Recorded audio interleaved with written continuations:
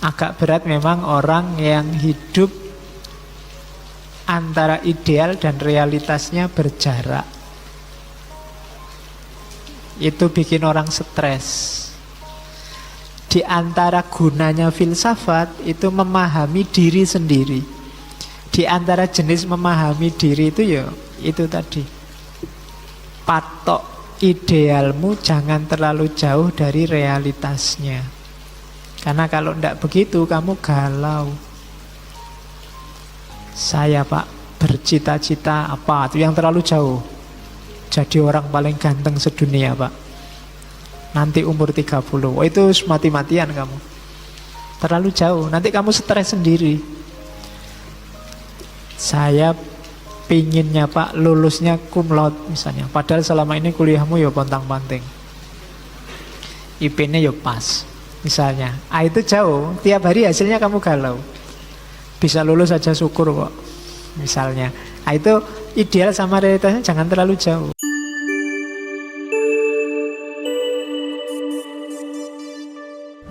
Assalamualaikum warahmatullahi wabarakatuh. Bismillahirrahmanirrahim. Alhamdulillahi rabbil alamin. Alhamdulillahi nasta'inuhu wa nastaghfiruh. Wa na'udzu bihi min syururi anfusina wa min sayyiati a'malina. Allahumma sholli wa sallim wa barik ala habibina wa syafi'ina sayyidina wa maulana Muhammadin wa ala alihi wa ashabihi wa ala manittaba'al huda ila yaumil qiyamah. Amma ba'du. Bismillah, mari kita lanjutkan ngaji kita dengan tetap istiqomah. Jadi ternyata kalau ini saya ambil dari pidato guru besarnya, ada pergeseran kesadaran umat Islam Indonesia. Diawali abad 19, 20 ke belakang dan ke depan. Yang pertama, kesadaran kita dulu awal itu kesadaran mitos, kesadaran mitis. Jadi kesadaran mitis itu hidup kita dasarnya mitos. Mitos itu gagasan-gagasan di tengah masyarakat, itu kan definisinya, yang berhubungan dengan supranatural dan dipercaya begitu saja, tidak diuji secara rasional. Jadi pengalaman kita sehari-hari itu berkait erat dengan dunia supranatural, dunia serba keramat. Ini kesadaran awal, namanya kesadaran mitos. Filsafat itu lahir karena mendobrak kesadaran mitos ini. Jadi sebelum lahir filsafat itu kan Yunani isinya serba mitos. Sebelum Sokrates mendobrak mitos-mitos, sebelum lahir filsafat itu kan orang Yunani ya isinya mitos-mitos. Yang sekarang malah dihidupkan lagi lewat film-filmnya orang Barat. Ada Zeus, ada Thor, ada siapa lagi? Athena ada. Itu kan mitos-mitos Yunani. Khurafat dan apanya TBC-nya Yunani itu mitos-mitos. Jadi filsafat itu lahir memberantas bid'ah dan khurafatnya Yunani. Iya, memang bahasa lainnya kan itu. Jadi pembaharuannya Yunani itu meruntuhkan mitos-mitosnya. Dan memang kesadaran masyarakat awal sebelum dia berkembang itu biasanya memang mitos. Kalau di Pak Kunto, mitos itu ya di kategori ada mitos lama, mitos baru, mitos kontemporer. Baru itu era awal modern. Kalau di Indonesia mitos lama kan kita akrab. Di tulisannya ada beberapa contoh. Misalnya raja itu titisannya dewa. Kita dapat jabatan apapun itu berarti ada pulungnya yang jatuh. Jadi bukan urusan bahwa dia sudah berjuang, tapi yo pulungnya jatuh ke siapa. Itu mitos-mitos lama. Kemudian ada lagi pamali-pamali. Jangan makan depan pintu. Kalau makan harus dihabiskan biar ayamnya tidak mati. Kalau banyak kayak gitu. Kalau sedang punya hajat tidak boleh ngerendam pakaian. Nanti hujan nggak berhenti-berhenti. Kalau hujan kan hajatnya nggak sukses. Makanya ini hujan berhari-hari kok nggak berhenti-berhenti. Jangan-jangan ada yang ngerendam pakaian, nggak dicuci-cuci. Cah kos-kosan gue mesti. Jadi itu kesadaran awal mitos. Ya kalau di Jawa banyak ya. Di utara ada Mbak Petruk, di selatan ada Nyi Roro Kidul, ada banyak. Dan kita dekat dengan itu. Ketika hujan terus gini nanti tafsirannya ya macam-macam, serba mitos. Ya enggak usah dikasih contoh, tapi banyak yang menafsirkan, oh ini mesti ada yang marah, ini danyangnya. Oh ini mesti selalu begitu. Itu kesadaran mitos lama. Ada lagi mitos yang lebih baru. Mitos lebih baru biasanya hubungannya sama politik. Kayak Indonesia awal zaman Belanda, Jepang itu kan gitu. Misalnya ada mitos besok Jepang akan kalah, Belanda akan kalah oleh jago kate pakai senjata tebu wulung.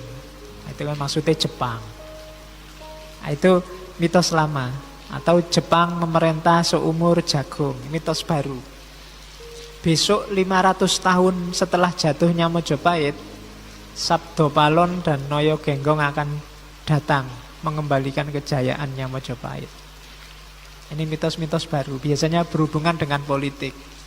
Maka mereka yang ingin nyari kuasa memanfaatkan mitos ini, misalnya loh, saya dulu itu keturunan Mojopahit loh. Karena memang sebentar lagi Mojopahit akan bangkit. Kalau dihitung sejak zaman runtuhnya sampai hari ini ya sekitar hampir 500-an tahun. Ya saya nanti tidak tahu siapa Sabdopalonnya, siapa Noyo Genggongnya. Yang itu sering ditafsirkan titisane Semar zaman itu.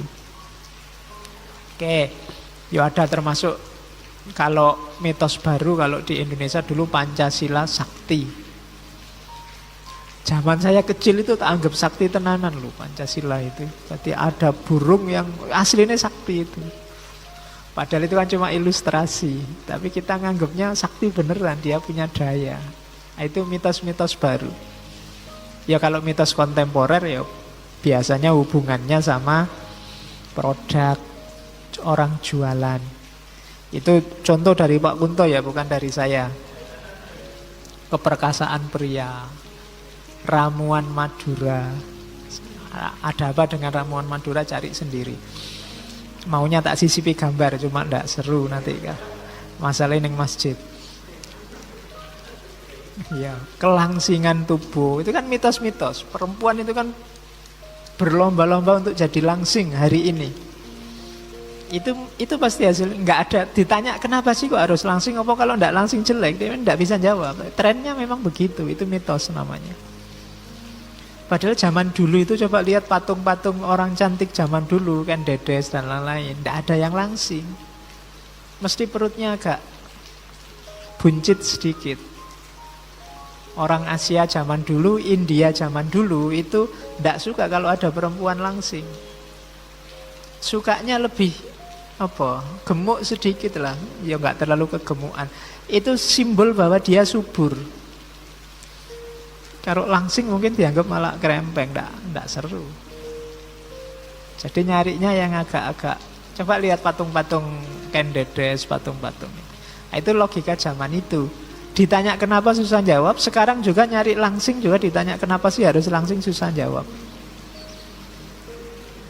Semua berlomba-lomba kulitnya harus putih sekarang kan. Pemutih ada, penghitam tidak ada. Kamu dipaksa harus jadi putih. Kalau kulitnya hitam terus merasa mindernya luar biasa. Padahal kalau kamu ke Afrika ya sana kulitnya hitam semua. Kalau pakai logikamu harusnya mereka semua minder. Ya kan? Saya tidak tahu di Afrika itu ada orang jualan pemutih apa ndak ya. Nek ono itu ya luar biasa itu. Pakai apa tuh bisa putih? Wong sudah dari luar dalam sudah hitam. Sehingga tok putih kan paling giginya. Kayak gini nih mitos-mitos jenisnya. Ya termasuk hari ini sepak bola. Di tulisannya Pak Kunto sepak bola, cuma hari ini tak ganti super soccer. Nonton TV bolak-balik super soccer ya, padahal jualan rokok. Ya kan? Jadi itu mitos-mitos kontemporer. Ya semua yang kamu pakai, model bajumu dan lain-lain itu mitos. Maka ngaji ini biar nggak jadi mitos, kalian harus punya argumen. Punya alasan, nggak sekedar ikut. Cirinya mitos itu ada otoritas yang diikuti tanpa punya argumen. Itu fase-fase kesadaran awal. Kalau manusia dia anak kecil yang akalnya belum berkembang. Itu fase mitos. Biasanya terus naik kelas sedikit, fase ideologi, kesadaran ideologis. Kalau ini sudah mulai berpikir, sudah mulai muncul, kalau bahasanya Pak Kunto, creative personality dan creative minority yang jadi inisiator. Kalau di era mitos, orang hanya ikut begitu saja, kalau bahasa populernya taklid begitu saja. Di era ideologi enggak, akalnya sudah jalan. Mungkin sama-sama ikut, tapi sekarang punya argumen kenapa harus ikut. Dasarnya apa? Alasannya apa? Biasanya sudah mulai mengelompok. Kayak Islam Indonesia itu contohnya sudah mulai kemarin dulu Cokro Aminoto, Sarekat Islam, Budi Utomo, Masumi. Itu kan organisasi sekarang main. Itu fase ideologi. Tidak lagi person per person. Tidak lagi hanya manut rajanya. Itu fase ideologi. Jadi titik tekannya pada rasionalitasnya, pada reasoning argumentasinya. Nah, itu kesadaran ideologis. Jadi pergeseran kesadaran kedua. Pembedanya ini. Jadi bedanya mitos dan ideologi. Kalau mitos itu tidak peduli fakta. Jadi faktanya apa tidak peduli. Misalnya faktanya banjir itu karena tata pengairan sungainya jelek, itu fakta. Tapi kalau di fase mitos tidak peduli, pokoknya faktanya ini banjir ini karena Nyai Roro Kidul mau mantu misalnya. Nah itu kan ada pandangan-pandangan kayak gitu. Jadi di fase mitos orang tidak peduli faktanya apa. Yang dia percaya hanya otoritas dan mitos. Beda sama ideologi. Kalau di ideologi percaya fakta tapi ditafsirkan secara subjektif. Itu fase ideologi.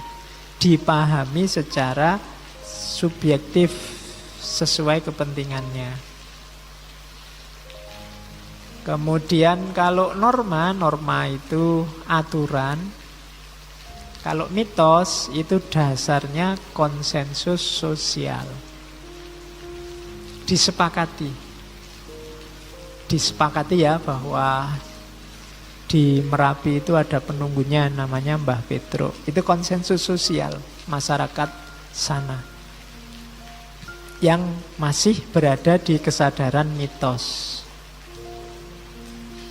Kalau ideologi bukan lagi konsensus sosial, tapi kepentingan kelompoknya. Indonesia dalam tafsiran versi SI mungkin beda dalam Indonesia versi Budi Utomo misalnya. Atau Indonesia SI yang versi putih sama SI yang versi merah, cara memahaminya juga berbeda. Aturan-aturan, norma-norma yang diikuti juga berbeda. Nah, itu norma, aturan. Kemudian aspek sifatnya, ya mitos jelas irasional.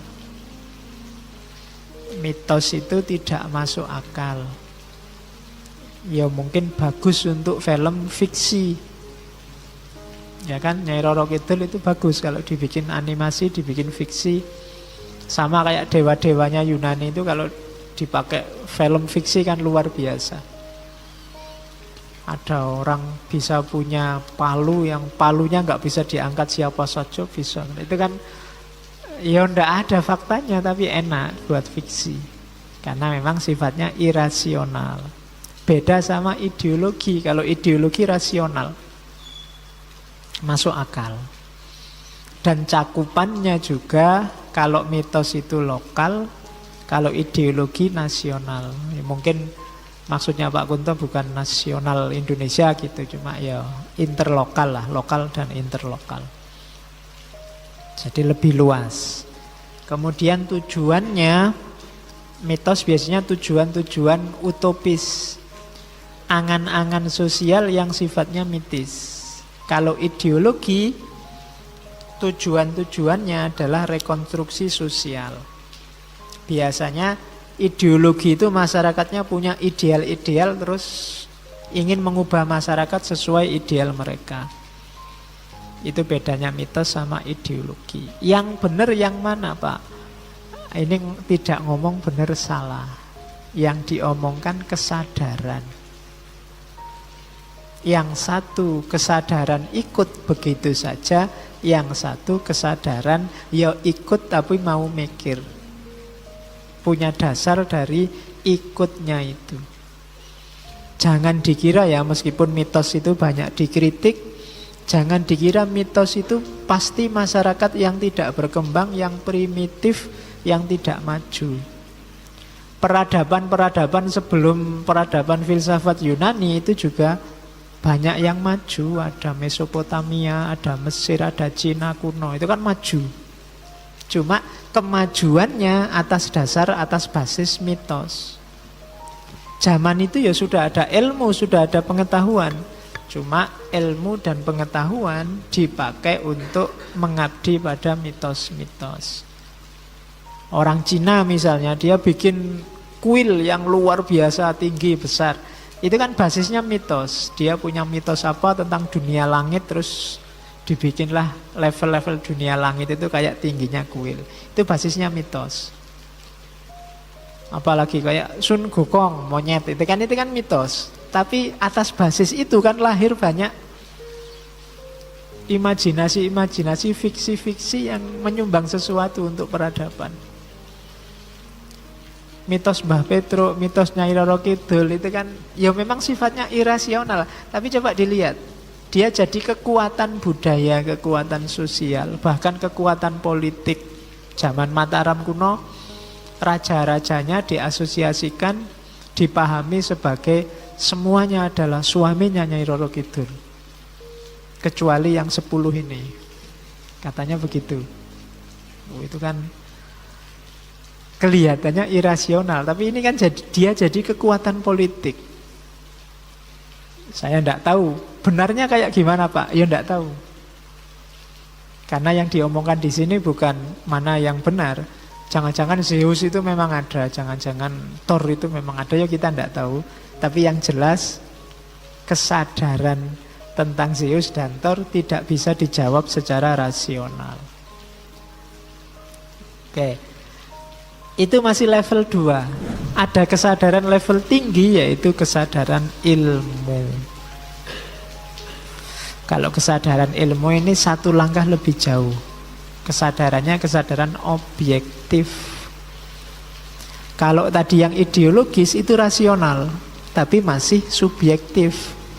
Rasional subjektif itu masuk akal, tapi masuk akal versi sendiri-sendiri. Kalau kesadaran ilmiah itu kesadaran objektif, masuk akal dan universal. Siapapun, kapanpun, dimanapun menganggap yaitu yang benar. Nah, itu kesadaran ilmu. Jadi pergeseran kesadarannya umat Islam. Ada quote yang sering disebut dari Pak Kunto, selamat tinggal mitos dan selamat datang realitas. Selamat tinggal mitos itu goodbye sama mitos-mitos. Apapun itu mitosnya, mitos kuno, mitos baru, mitos kontemporer. Mitos bahwa kamu harus putih, mitos bahwa kamu harus langsing, mitos bahwa perutmu harus six pack, mitos bahwa goodbye. Selamat datang realitas. Aslimu kayak gimana? Fakta dirimu itu harus diakui sajalah. Ireng ya ireng, tidak masalah. Ya kan? Jadi tidak harus mati-matian karena hitam terus nyari pemutih. Sekarang zamannya putih, Pak. Tidak. Jadi selamat tinggal mitos, selamat datang realitas. Karena agak berat memang orang yang hidup antara ideal dan realitasnya berjarak. Itu bikin orang stres. Di antara gunanya filsafat itu memahami diri sendiri. Di antara jenis memahami diri itu ya itu tadi. Patok idealmu jangan terlalu jauh dari realitasnya. Karena kalau tidak begitu kamu galau. Saya Pak bercita-cita apa itu yang terlalu jauh. Jadi orang paling ganteng sedunia Pak. Nanti umur 30. Oh, itu mati-matian kamu. Terlalu jauh. Nanti kamu stres sendiri. Saya pinginnya Pak lulusnya cum laude misalnya. Padahal selama ini kuliahmu ya pontang-panting. IP-nya ya pas misalnya. Itu jauh. Tiap hari hasilnya kamu galau. Bisa lulus aja syukur kok. Misalnya. Itu ideal sama realitasnya jangan terlalu jauh. Kalau terlalu jauh, nanti idealmu jadi mitos. Cita-cita saya menikah dengan perempuan paling cantik di kampus ini misalnya. Mitos itu sudah. Jadi tidak mungkin jadi realistis ya. Kamu cuma butuh kaca kalau gitu. Oke, jadi jangan terlalu jauh. Pokoknya Pak, minggu ini saya mulai kalau malam sholat tahajud terus, kalau pagi ngaji, kalau enggak, kamu sudah berbulan-bulan enggak ngaji kok. Pengen tadi sufi tiba-tiba isinya amal ibadah semua, enggak. Nanti kamu galau sendiri loh. Kenapa? Karena idealmu sifatnya mitos, enggak realistis. Kalau mau realistis ya pelan-pelan. Selama ini tidak pernah tahajud, ya seminggu sekali lah Pak. Kalau bisa tahajud, alhamdulillah misal. Nah, itu realistis.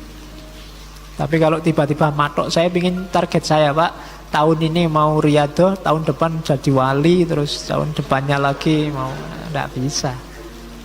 Iya, kan ketoknya kan banyak yang suka sufi terus pengen jadi wali tiba-tiba. Karena yang diincer anunya bisa jalan di atas air, bisa kaya-kaya ngono jenisnya yang diincer. Kemarin ada kasus saya lupa di TV itu ada yang latihan ilmu hikmah. Jadi jangan salah, ilmu hikmah itu tafsirannya bukan filsafat ternyata. Latihan ilmu kebal. Jadi berapa puluh orang nyoba ilmu kebalnya, tangannya dimasukkan di air keras. Alhamdulillah rumah sakit tidak muat. Semuanya masuk rumah sakit, tangannya melepuh semua air keras. Ya, cita-citanya pingin kebal. Dan yang ngajari akhirnya dicari-cari polisi. Nah itu, ndaklah, hiduplah yang realistis.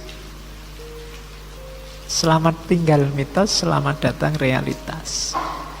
Nah, sama-sama rasional, bedanya apa? Ideologi sama ilmu. Kalau ideologi itu subjektif, ngomong fakta subjektif. Kalau ilmu itu objektif. Ideologi Marxisme itu dianggap benar oleh kelompok Marxis. Yang lain mungkin nganggapnya tidak pas. Nah, itu subjektif. Tapi kalau ilmu dia objektif sifatnya. Cirinya objektif apa? Dia universal. Makanya di antara tulisannya Pak Kunto kan ada, kapan-kapan kalau ada waktu kita bahas, Islam sebagai ilmu. Bukan islamisasi ilmu, tapi ilmuisasi Islam. Kenapa sih Islam harus dinaikkan ke level ilmu? Biar dia objektif, biar dia universal. Kalau dibiarkan tidak jadi ilmu yang objektif, nanti dia subjektif. Kalau subjektif, yang anggap benar cuma kita. Yang lain nggak bisa nerima. Ala, yo itu kan menurut orang Islam kan gitu nanti jawabannya mereka. Untuk biar kita bisa tanding sama mereka, Islam harus diilmukan. Makanya ada istilah pengilmuan Islam. Islam sebagai ilmu. Iya, Islam sebagai keyakinan yang sudah kita yakini itu sudah. Tapi kita butuh metodologi untuk membuat kebenaran yang kita yakini ini kita tunjukkan pada mereka bahwa ini sifatnya universal. Bukan milik kita saja. Nah, itu kita butuh ilmuisasi Islam. Jadi Islam kita naikkan ke level ilmu. Selama ini Islam kita levelnya di ideologi. Meskipun kita tidak mau kalau disebut agama kita itu ideologi. Tapi level sosial keberagamaan kita itu levelnya ideologis. Dan jenis analisisnya ya sama, karena ideologis analisisnya jadinya normatif. Sesuai ideal yang kita patok. Normatif itu sifatnya berpedoman pada norma. Kalau organisasi manut ADART-nya. Jadi kebenaran versi ideologis itu ya sudah, aturannya apa, ya itu yang benar. Aturan organisasi kita apa, ya itu yang benar. Itu kan kayak hari ini ada partai yang bingung. Loh, kalau menurut aturan organisasi ya enggak harus dipecat. Masih belum. Tapi nek tidak dipecat, realitasnya bahaya untuk keberlangsungan partai. Nah itu mau ideologis apa mau objektif? Pilihannya di situ. Kalau manut aturan ya memang silahkan, belum waktunya dia dilengsarkan.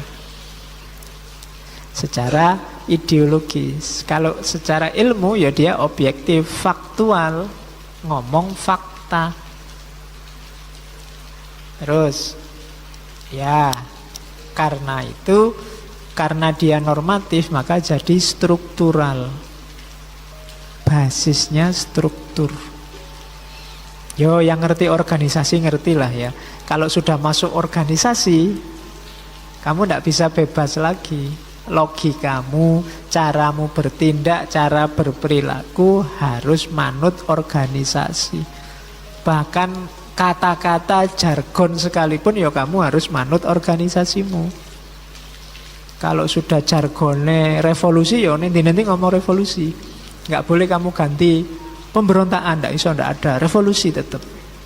Nah itu ideologi, struktur. Beda kalau ilmu. Kalau ilmu itu kultur. Lihat fakta budayanya. Cocok enggak ngomong itu sekarang? Faktual enggak?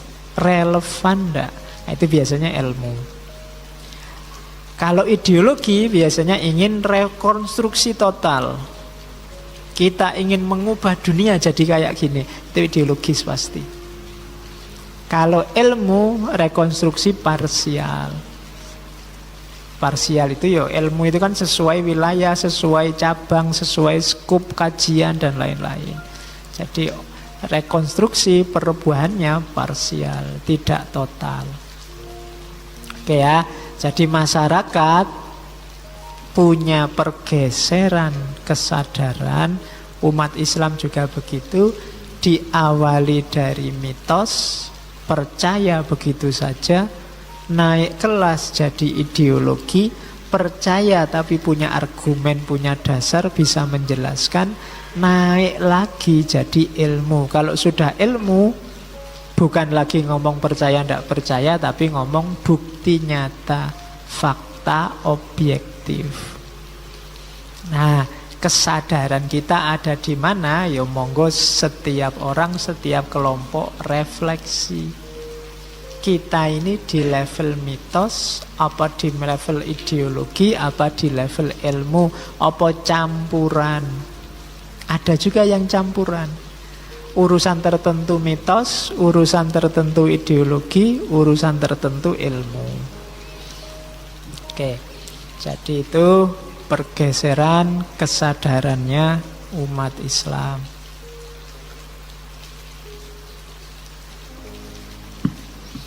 Oke, terus baru setelah itu kita ngomong ilmu sosial profetik. Kita ngomong ilmu sekarang levelnya berarti bukan lagi mitos, bukan lagi ideologi, tapi ilmu. Cuma spesifik, tadi kan rekonstruksi parsial. Tidak semua ilmu, tapi ilmu sosial.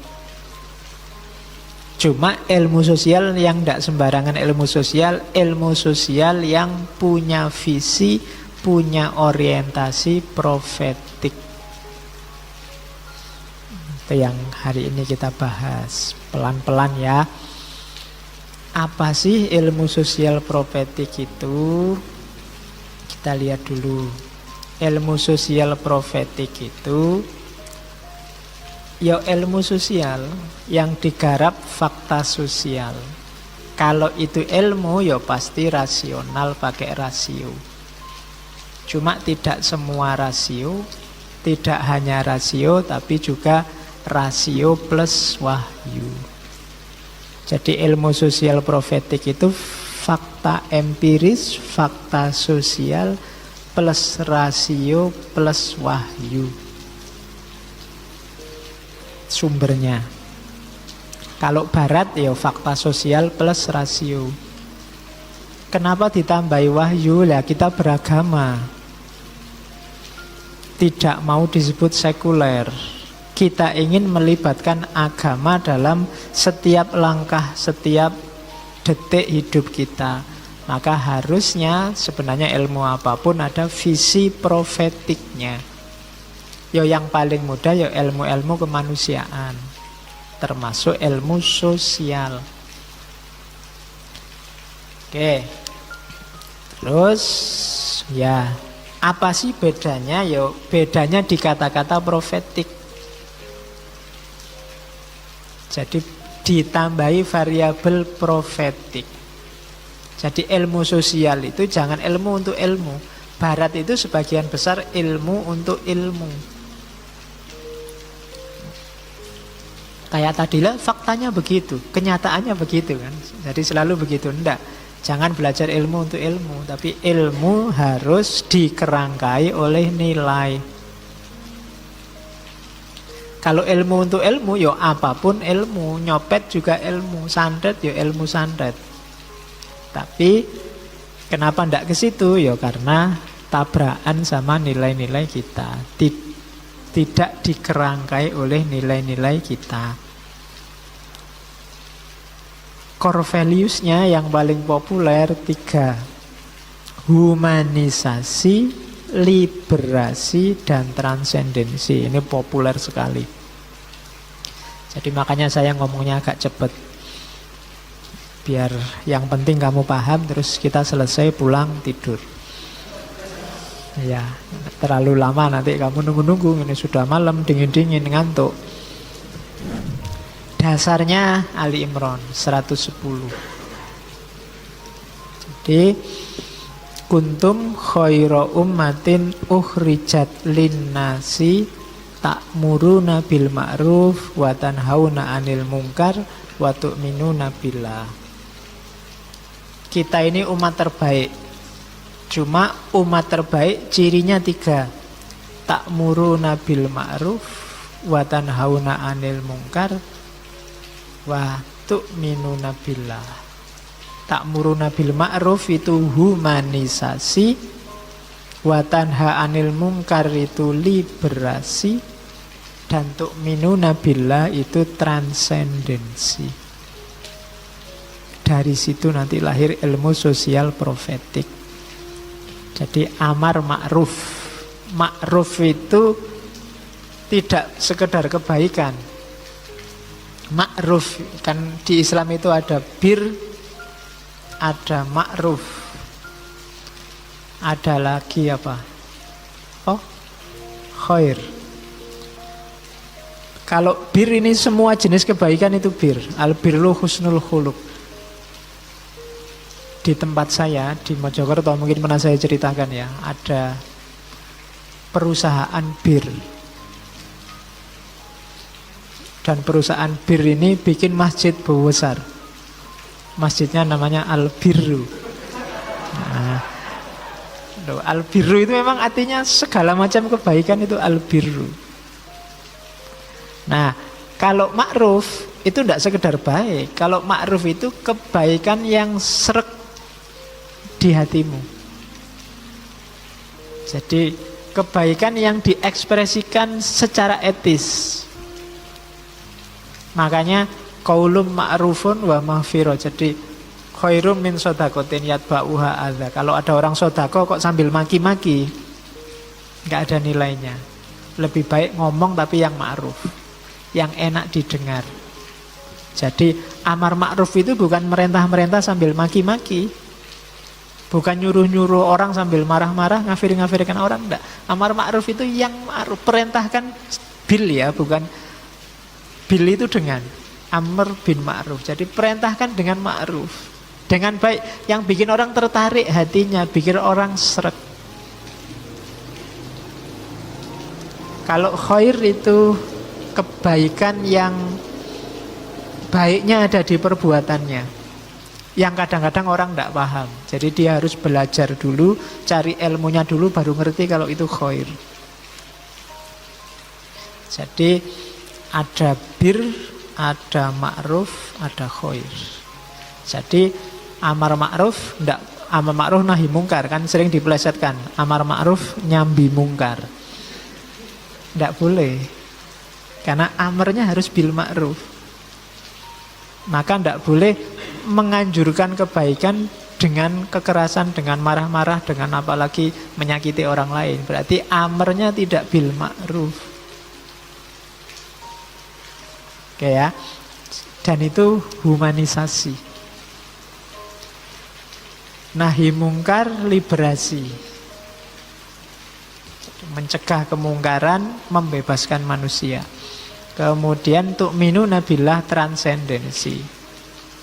Transendensi itu tadi, apapun aktivitas gerak kita harus ilaihi roji'un. Semakin membuat kita lebih dekat satu langkah pada Allah. Jadi amr bin ma'ruf, nahyun mungkar, dan tu'minuna billah.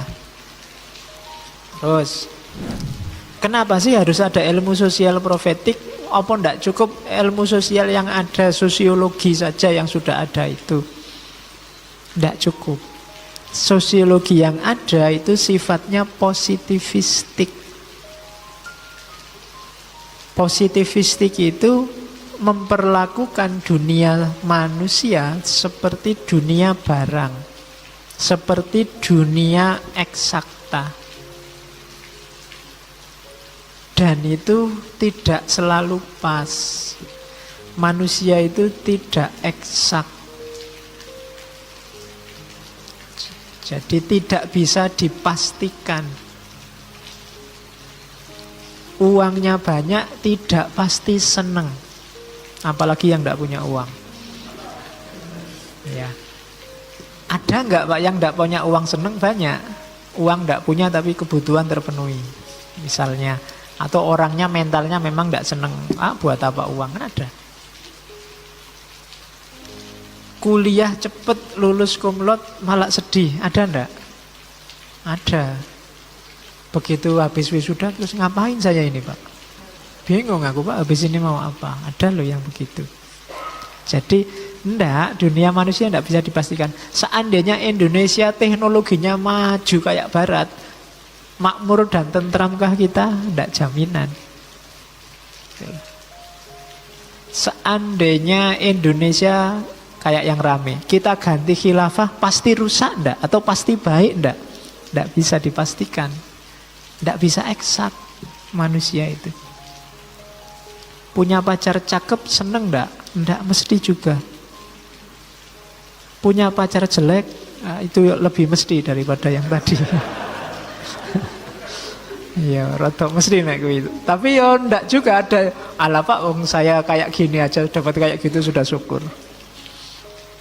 Ndak eksak. Jadi problem utama ilmu sosial lama itu positivistik. Itu narasinya silakan dibaca.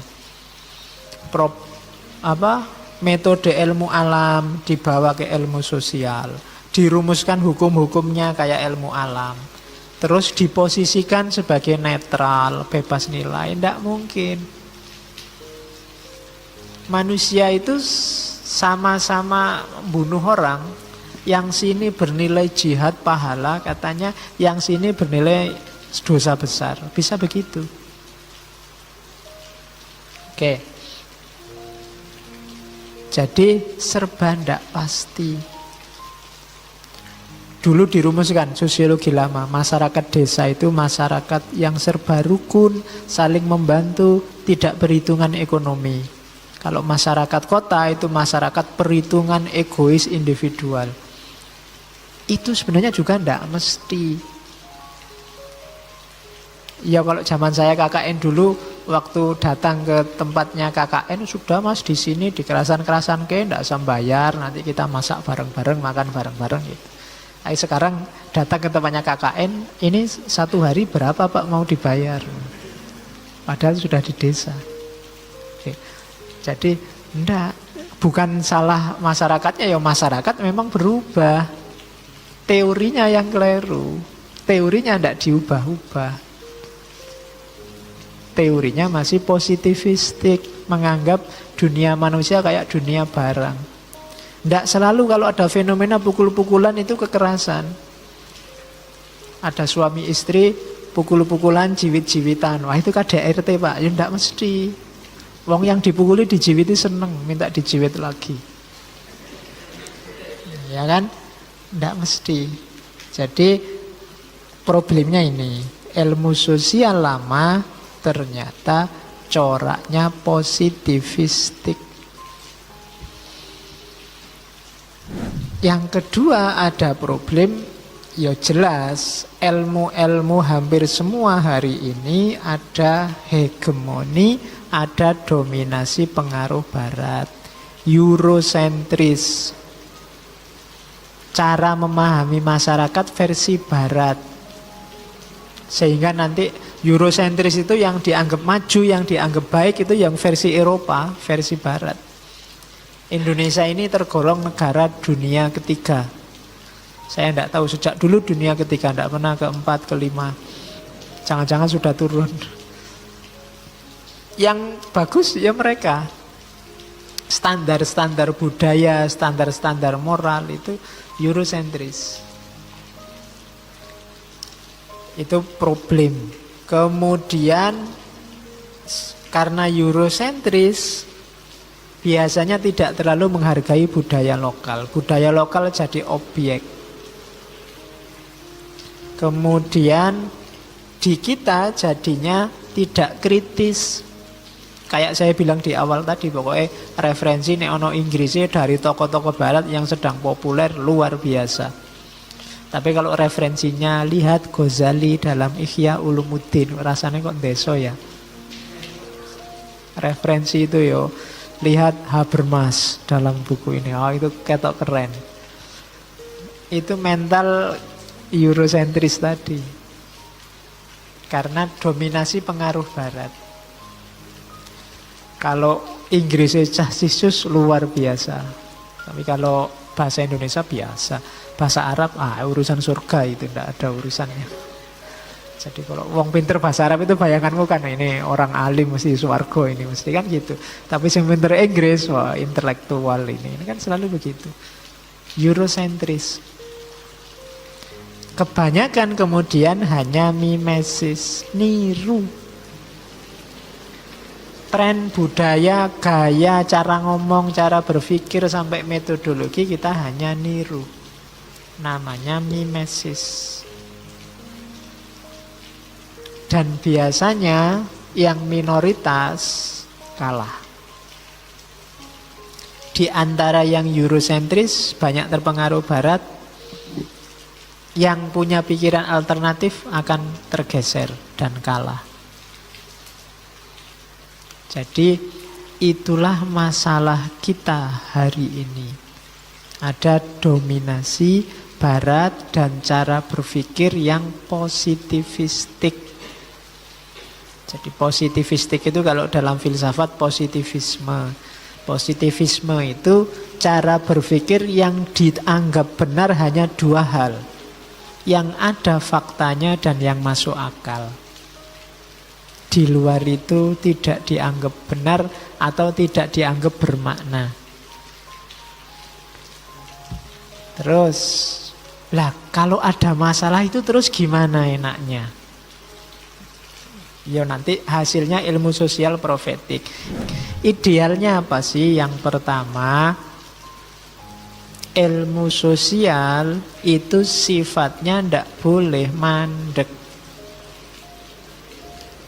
Ndak boleh kok sudah menjelaskan realitas terus ya sudah itulah yang benar dan selesai. Karena masyarakat itu dinamis, ilmu sosial juga harus punya prinsip-prinsip dinamis. Ndak kaku. Yang pertama itu. Jadi tidak boleh ilmu sosial itu kaku, menjelaskan saja realitas juga tidak bisa. Jangan cuma menjelaskan. Harus juga punya daya transformatif. Belajar sosiologi iya, tapi tujuan belajar ilmu sosial ini untuk emansipasi masyarakat. Kalau bahasanya Habermas kemarin, untuk transformasi. Tidak sekedar dihafalkan teorinya.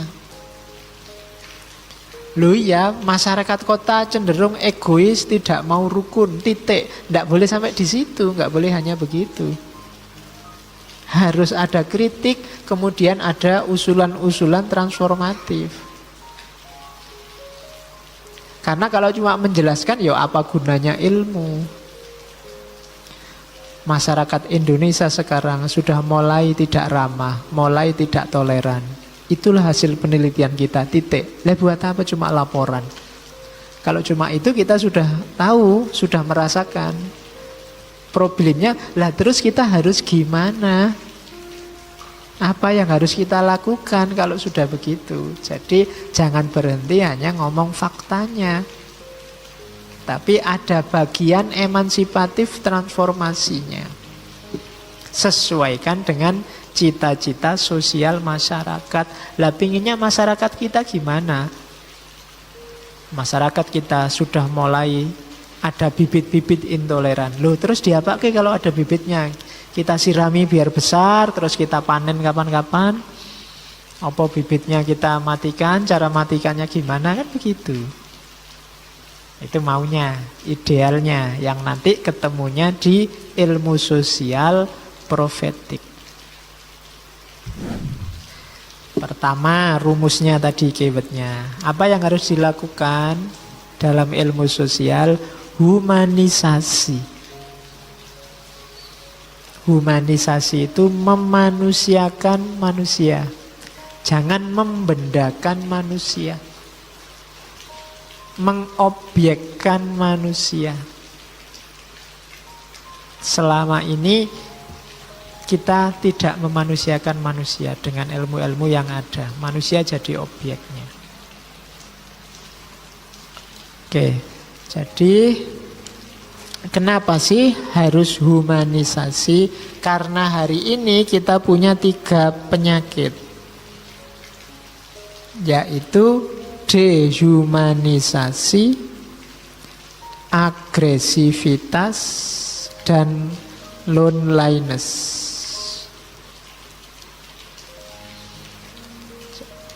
Dehumanisasi itu manusia diturunkan derajatnya dari subjek sebagai manusia. Kita diposisikan kayak robot, kayak objek teknologi, objek ekonomi, objeknya negara. Jadi kita jadi alat tidak lagi jadi manusia. Padahal harusnya kita pemakai alat. Jadi kita kayak robot, tidak manusiawi. Pokoknya aturannya begitu, ya begitu. Undang-undangnya begitu, ya begitu. Hukumnya begitu, ya begitu. Dehumanisasi. Yang kedua, hari ini kita agresif. Ya, agresivitas kolektif. Hidup kita isinya pertandingan.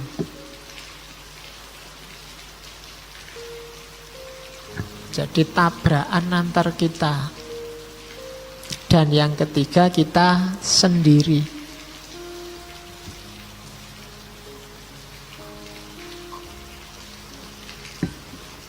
Individualistik.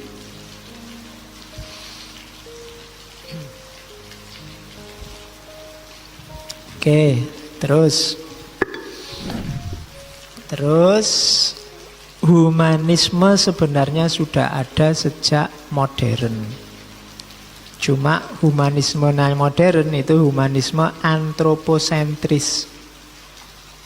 Pusatnya manusia.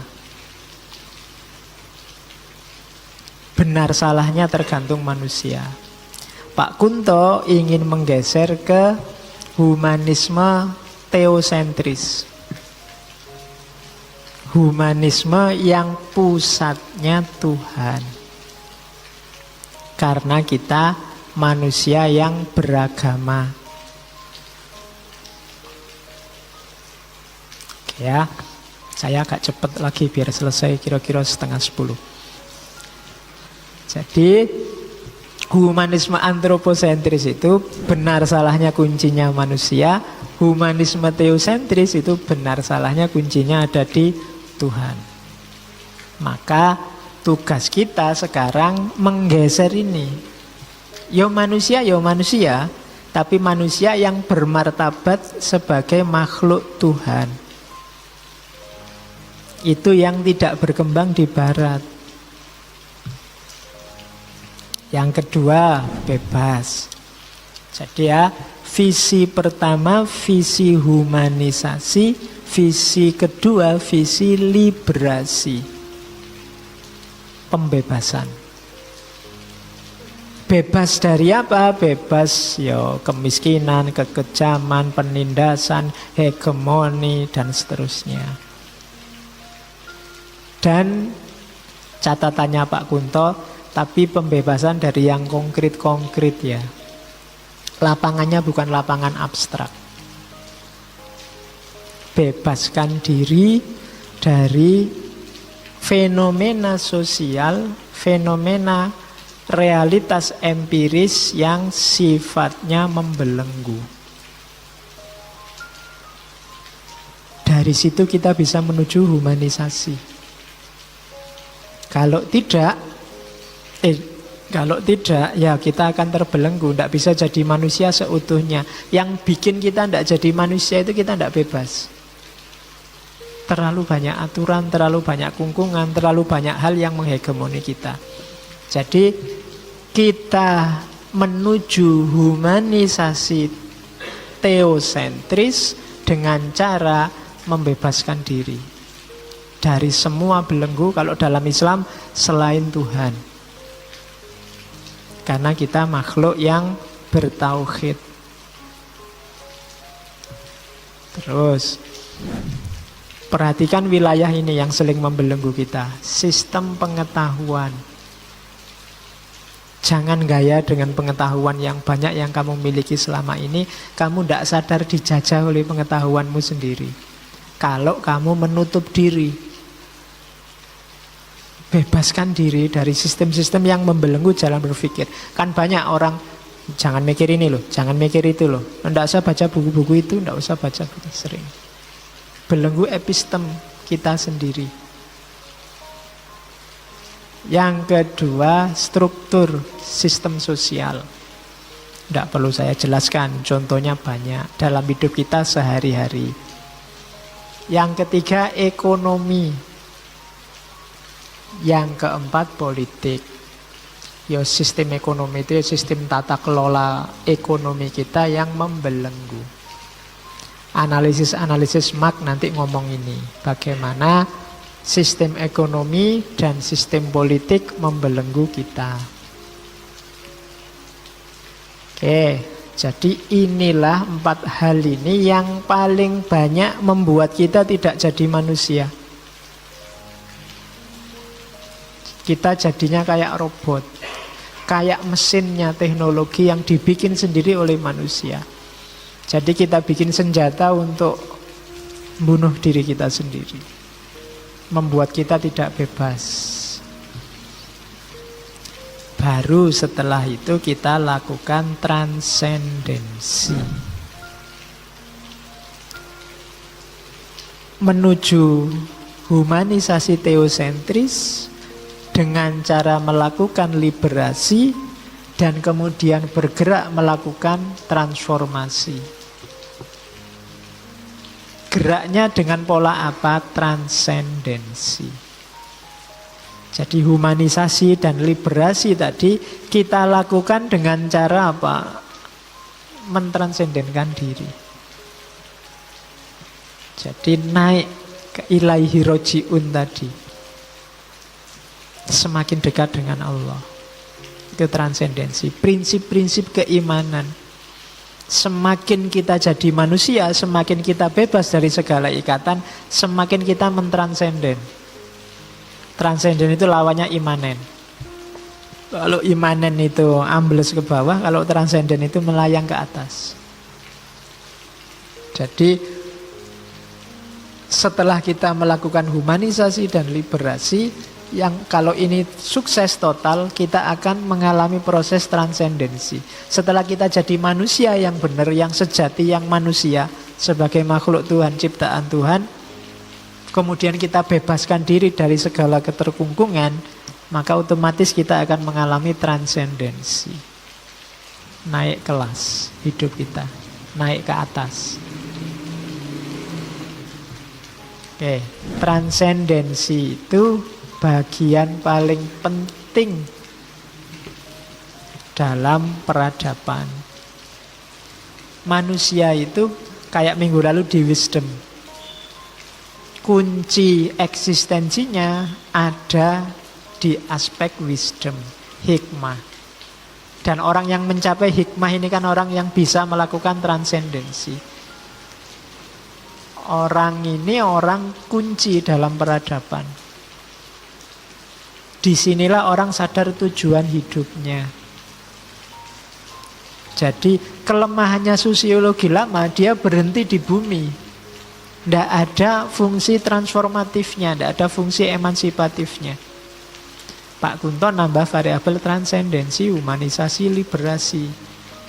Biar tidak sekedar cerita fakta sosial, tapi menjelaskan fenomena sosial dalam rangka memanusiakan manusia, membebaskan manusia dari keterkungkungannya, dan naik kelas dalam transendensi. Oh, ini mudah sekali kalau diomongkan, ini diprakteknya ya susah. Sendiri aja susah, apalagi ini menyangkut masyarakat. Jadi setelah human liberasi, transendensi. Nah, dari situ akan lahir paradigma ilmu sosial yang baru. Paradigmanya apa? Pembalikannya Marxisme. Kalau Marxisme itu basis struktur menentukan superstruktur. Superstruktur itu termasuk kesadaran-kesadaran sosial. Kalau di sini kebalikannya, kesadaran ada di atas basis materi. Jadi manusia itu ditentukan oleh kesadarannya, bukan oleh materi. Ada loh orang yang tidak peduli materi dengan kesadaran tertentu. Jadi lahirnya apa? Paradigma baru, kebalikannya Marx. Jadi hidup ini pertama-tama olahlah dirimu untuk di level kesadaranmu. Kalau di Marxisme kan hidup ini berjuanglah untuk meraih basis materi, basis strukturnya. Yang penting ekonominya beres, semuanya akan beres, kan gitu di Marxisme. Tapi di sini dibalik, enggak, bukan itu kuncinya, tapi kesadaranmu. Ada di level mana kesadaranmu? Itu menentukan hidupmu. Tadi di depan coba ada orang yang kesadarannya mitos, ada orang yang kesadarannya ideologis, ada orang yang kesadarannya ilmu. Itu menentukan. Kita menyikapi materi juga begitu, tergantung kesadaran kita. Banyak orang yang tertindas luar biasa secara ekonomi, tapi dia jaya luar biasa karena kesadarannya. Cara dia menyikapi ketertindasannya bidang ekonomi. Meskipun itu oleh Marx, ndak itu pura-pura disebut sublimasi. Ndak pura-pura. Ada orang bahagia beneran, miskin itu loh, bahagia beneran banyak. Ya meskipun contohnya bukan kalian. Ya contohnya ya sufi-sufi itu kan banyak. Seneng bahagia luar biasa. Meskipun ndak punya apa-apa. Nah itu kuncinya di mana? Kesadaran. Ada yang uangnya banyak masih galau, ada yang punya sangat sedikit sudah bisa senyum-senyum, ketawa-ketawa. Ada yang sudah lulus S2, sudah gak nyari kerjaan muda, sudah ada yang nunggu, pacarnya ya siap. Tiap hari saya sumpah gue. Ada yang kuliah ndak lulus-lulus, pacaran duwe tapi seneng-seneng ngerokok, ngopi, santai. Ya kan? Itu kan kuncinya di kesadaran, tidak di materi. Maka ilmu sosial versi sosial profetik yang digarap duluan apa? Ya kesadarannya. Isinya kesadaran tadi, humanisasi, ayo kita jadi manusia, liberasi, bebaskan dirimu dari hegemoni-hegemoni di luar visi profetik ketuhanan. Dan yang ketiga, ayo naik kelas, terus menerus, transformasi. Yaumuhu khairun min amsihi. Tambah baik, tambah baik, tambah baik. Nah, dari situ nanti ilmu sosial kita jadi universal, jadi objektif. Ajaran-ajaran Islam tidak harus disebut kalau gini dalilnya ini ya, Qur'annya ini, hadisnya ini tidak. Tapi visi nilai-nilai keislaman bisa diangkat ke level objektif, universal, dan bisa dipakai oleh yang lain. Jadi rahmatan lil alaminnya titik kuncinya di situ. Bukan orang lain dipaksa ngakui Quran, dipaksa mau ikut hadis, tidak begitu. Tapi nilai-nilai keislaman yang diakui bagus, diakui baik oleh semua orang, tidak cuma yang muslim. Jalannya antara lain ilmu, termasuk ilmu sosial. Kenapa harus pakai bahasa ilmu? Kalau istilah Al-Quran, lisanul qaum kita hari ini itu ilmu. Lisanul qaum itu yang dianggap punya legitimasi, punya otoritas hari ini itu ilmu. Bahasanya kan universal. Bahasa ilmiah itu kan di mana-mana diakui. Ya kita pakai jalur itu untuk menyebarkan nilai-nilai kita. Dari situ kita jadi kuntum khaira ummatin. Jadi strategi kita untuk jadi rahmatan lil alamin, jadi khaira ummatin itu tadi. Ta'muruna bil ma'ruf, humanisasi, tanhauna 'anil munkar, liberasi, wa tu'minuna billahi, transendensi. Dari situlah lahir ilmu sosial yang profetik. Ya mungkin yang punya bidang yang lain bisa nandingi dengan rumus yang sama. Ilmu biologi profetik.